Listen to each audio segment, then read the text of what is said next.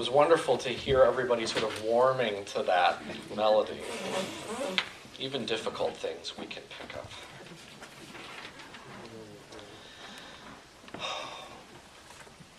What better time than the month of December to explore this year's theme of compassion? The terrible reminders in the news of how far we still have to go to be a society where all are safe and welcome. The holidays weighing us down with unrealistic expectations and challenging family encounters. The advertising and entertainment media's relentless messages that we can shop our way into loving relationships and picture-perfect gatherings. There are days when it's really all just too much. As much as I believe that living with compassion is a year-round discipline, there's something about this particular time of year that makes the need for this practice feel even more urgent.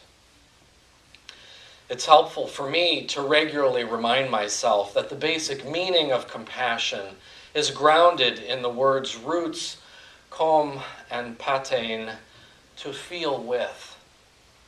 One of the most fundamental dimensions of compassion is sensitivity to what others are feeling, and recognizing that our joy or suffering is bound up with theirs. During this year's Dinners for Eight program, where Open Circle members and friends discussed the strengths and challenges of this community, it was clear that the presence of compassionate connections was an important part of what keeps people coming back here, and something they want even more of. There's already a foundation of caring community that we can build upon here. I spoke here 3 years ago about religious scholar Karen Armstrong's research about compassion and its practically universal role in the world's religions and ethical traditions. Her work continues to be such an important resource for me, and I'd like to remind you of how useful I find her book, 12 Steps to a Compassionate Life. People throughout history and around the world have clearly considered compassion one of the most urgent ethical needs of our lives. The Christian Bible is replete with stories such as the parable of the Good Samaritan. And these illustrations remind us that it is not enough merely to feel pity for those who suffer, but we are also obligated to act toward ending their suffering. In Judaism, the Hebrew concept closest to compassion is rachamim, which comes from the same root as the word rechem, or womb. And this idea of God's motherly love for her children gives us a powerful image to contemplate and urges us to consider all humanity as kin, as children of the same womb. In Islam, the Arabic language uses this same image of the womb, and we see the similar word rahmah used throughout the Quran, as God is called Al-Rahman, Al-Rahim, Allah the compassionate, the merciful. For today's story, I'm going to be turning to Buddhist traditions for expressions of compassion, notably in the work of Buddhist nun Pema Chodron, from which I took this morning's reading. It would be reasonable to point out here that although the world's religions all seem to hold up some version of compassion, we see that the followers of religion so often fall short of these ideals. Certainly in the wake of so many heartbreaking events in the news lately, I recognize that I am not expressing as much compassion as I could. If this is truly a value that we respect so highly, why do we have so much trouble maintaining it? This question about the difficulty of actually living with compassion goes to the heart of the struggles most urgently occupying our nation's attention this fall. Several years ago, I preached about the topic of modern slavery at the Madison Church when I was still one of their ministers, and members recognized the urgency of the issue, but couldn't fathom how their local efforts could disrupt a global network of slavery economies. I explained that many of the complex social issues we face are composed of both a system of oppressive forces and local expressions of that oppression, and that these two levels require different responses from us. On the issue of modern slavery, I urged them to educate themselves about which products and industries relied on slave labor so that we could spend our money knowledgeably, but that we were also obligated to eradicate the slave trade on a global level through political means. I find this same complexity, the same sense of there being more than one level at work when I try to respond to entrenched racism in our society. The pervasive message I grew up with was that if everyone only spoke in a calm tone and said, please and thank you, that everything would be fine. And so, in my neighborhood in Madison, which is about evenly divided between black and white, I remember to be respectful and friendly to everyone I meet. But the news of this past month has forced me to look more critically at my behaviors. What might my neighbors think of a white man who smiles at them on the bus but allows their children to be shot in the streets? Who allows a state prison system that is more racist in its incarceration rates than any in the Deep South? The quality of our one-on-one relationships is important, especially so for our everyday spiritual health. But the work of dismantling unjust systems is often a very different set of actions. This topic of working systemically for justice is something that I need to address another time. For now, I want to acknowledge how deeply exhausted and discouraged my friends and I are feeling in our activism. A sign that we might be neglecting this local, individual, inner work of activism and justice making. In keeping with this year's theme of compassion, I want to single out a particular spiritual quality called bodhicitta in the Buddhist traditions that plays such a critical role in living with compassion. Citta can be translated as mind, but also heart, since non-Western traditions don't often distinguish between the two. And bodhi means awake, enlightened, or completely open. When I introduce Unitarian Universalists to this concept, I typically speak about it as the radically unguarded heart. When we allow ourselves to feel the emotions that we habitually repress, hurt, anger, neediness, jealousy, disappointment, we may become aware of a tender and raw place within us where all of these feelings reside. For me, it is right in the center of my chest. For you, you might experience it in your gut or in your throat or someplace else.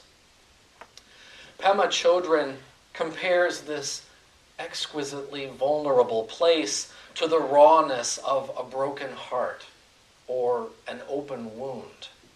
Not exactly appealing images, which helps us to understand why so many of us don't cultivate bodhicitta in our lives. Chodron tells a story about how when she was a little girl, she was feeling unloved, angry, and lonely. Walking alone, kicking anything in her path, she passed by the house of an old woman who was outside sitting in the sun. Seeing Chodron's obviously bad mood like a dark cloud, the woman called out to her, "Little girl, don't you go letting life harden your heart." Years later, Chodron notes how this message became the core of her teachings as a nun and popularizer of Buddhist thought and practice. This soft, tender, raw place in us is one cornerstone of living with compassion and is our link to all who have ever loved and suffered. But our inclination is to shield this vulnerability, to smother it or flee from it at practically any cost. The pursuit of compassion is a paradox, because the cultivation of bodhicitta is simultaneously the very heart of what we long for, but also the sensation that we fear and dread the most. Catholic theologian Henri Nouwen writes, "Let us not underestimate how hard it is to be compassionate. Compassion is hard because it requires the inner disposition to go with others to places where they are weak, vulnerable, lonely, and broken. This is not our spontaneous response to suffering. What we desire most is to do away with suffering by fleeing from it or finding a quick cure for it. I would note that this is even truer for those of us who are no longer children, who have had years to develop habits of defensiveness against this frightening vulnerability. Our ingrained response is to flee, distract, or numb this tenderness. But here's the cruel irony. This fearful response only increases our suffering in the long term. Our very instinct to hide ourselves behind gates of iron or gates of emotional armor only leaves us even more afraid and reluctant to step outside them. Chodron describes 3 types of responses that work to shield us from our vulnerability to the world and its struggles. I name these not to shame us in our habits, but to shine a bright light on our coping responses that are not healthy in the long term. The first unhealthy response, especially pertinent in the month of December, is how we cling to forms of external stimulation to distract us away from feeling the grief and hurt of the world around us and within us. Alcohol, food, sex, shopping, television, internet, books, adventure, beauty, entertainment, none of them unhealthy in themselves, but destructive when we use them to escape the twinge of that raw tenderness. Any substance or activity can be used to distract ourselves from fully experiencing the world. A very effective animation has been circulating on the internet that some of you may have seen perhaps on Facebook, depicting a cartoon bird that comes across a golden nugget. Sampling it, it floats pleasurably for a moment before drifting back down to the ground. The second time it finds a nugget, it eats it even more eagerly, floating but then landing hard. The third time it dashes to the next nugget, floats only for a moment, and crashes. Each time its world is growing grayer and dimmer. It staggers to the fourth nugget, but gets practically no pleasure from it or from its darkening world. The fifth time, it stares dully at the nugget, but cannot eat it. A sad reminder of how our attachment to escape diminishes our appreciation for life. The second unhealthy set of attachments Chodron describes as giving us not escape, but the illusion of certainty. This includes our attachment to political views, religious dogma, philosophical positions, spiritual enlightenment, all helping to reassure us that we are right and others are wrong. Certainly in an election year and in the aftermath of the police killings of unarmed black men, I've already had too many reminders that my self-righteousness and indignation are signs of when I'm clinging to intellectual certainty, to any solid ground that would relieve me of the anxiety of not knowing. The third form of clinging that Chodron identifies includes special states of mind, the excitement of a sporting event, the thrill of falling in love, the altered consciousness of exercise, the bliss of spiritual practices, all of which can serve to break us momentarily out of our everyday experiences. Again, these three forms of activity are not in themselves bad. The problem lies in how we misuse them and then crave them to distract us from ordinary life as it is. The Buddha called this attachment mistaking suffering for happiness, dimming our world and our experience of it by mistaking these momentary distractions for genuine awareness and living. It's no exaggeration to say that out of all my education and training and experience as a minister, I believe that the concept of bodhicitta is the most important idea I know for living in these reactive times. I can think of no more urgent basic task than for us to choose to soften our hearts rather than hardening them, and bravely exposing that tenderness to the events of our lives as a sunflower turns to face the sun. We develop greater compassion toward our world by cultivating this quality of bodhicitta, of courageous vulnerability in the face of what is painful. We start practicing this in a way that is both incredibly simple and yet maddeningly difficult.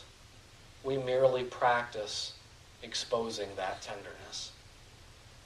I'd like to invite you to join me in a very brief time of silence, only 15 seconds, during which we simply allow ourselves to feel what is inside us without distracting ourselves or distancing ourselves or shielding ourselves, just for this moment.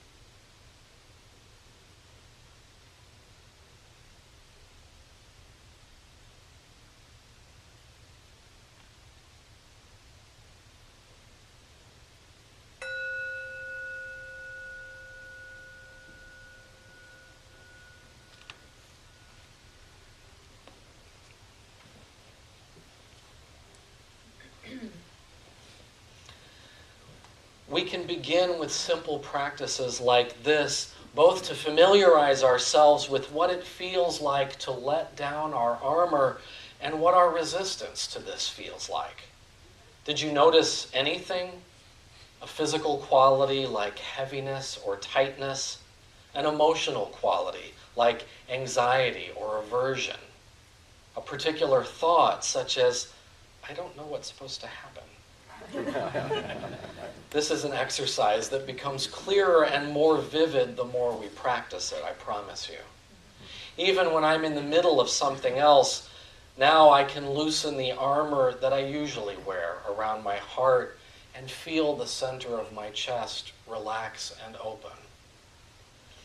One of the ways I use this practice regularly is when I'm going into a difficult situation where I know I'm likely to become angry or defensive, thinking of the holidays in particular, and visiting my relatives.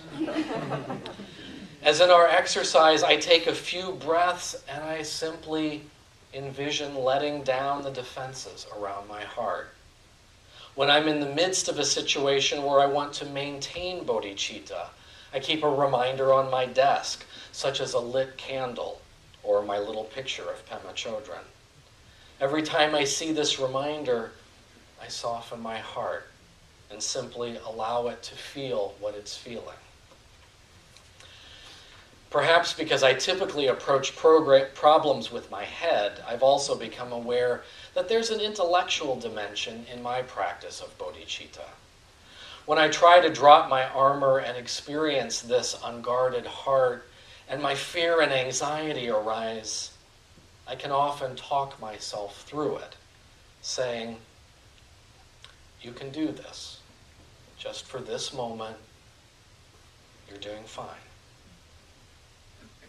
I've also found a way to maintain bodhicitta in situations where I'm in conflict with someone and I am simply too stuck in my anger to feel compassion for my opponent. I just ask myself intellectually what it would be like if I were in the wrong, and if I could just imagine feeling compassion. Usually this shifts my stuckness just enough that I can fake it till I make it, as we used to say in seminary. The practices of Buddhism assume that none of us are ever so far gone, are ever so stuck in our ways that we cannot find cracks in our armor and begin to open our hearts again in compassion. There are so many ways in which we distract ourselves or numb ourselves to the experience of our tender hearts, and we have so few healthy examples of how to live in full sensitivity to the struggles of the world. But we are in good company here, where we may lean on one another and hold one another's hand and learn from one another. The payoff is that we are rediscovering and rebuilding a bridge that joins us to all who have felt that rawness and the fear it inspires, but are still seeking ways to return to life. And so, as I like to do, I leave you with these questions to consider.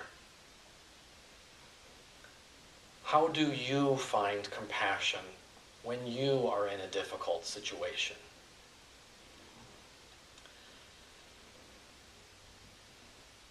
Are there responses that especially trigger your need for emotional armor or a defensive response?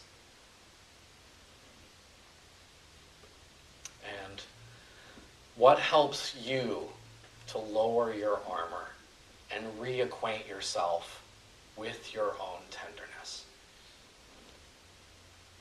For all of the spiritual gifts that help us to be kind even when it is difficult, I hope that you'll join me this morning in being so grateful. May it be so. And now we would like to invite you into this conversation, as we always do, for a time of dialogue. If you have questions or comments that you'd like to share.